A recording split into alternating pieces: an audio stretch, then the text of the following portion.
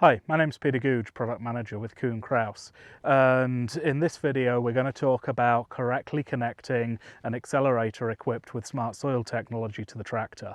Once we've checked that the hydraulic, electrical and sensor assembly is all correct on the actual machine, the next thing is going to be to get it connected to the tractor and ready for work.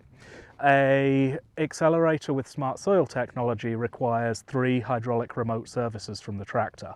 We're going to use one for the lift lower of the machine, one for the fold unfold, and then one which will be in constant flow and provide hydraulic oil to the smart soil tech system. We also must have one free flow return. As with other machines in the range, this is the hose with the orange handle, and it's very important to make sure that that hose is connected to a return to tank, a high volume, low back pressure return line, similar to the one you may use to connect the hydraulic motor on your planter, for example.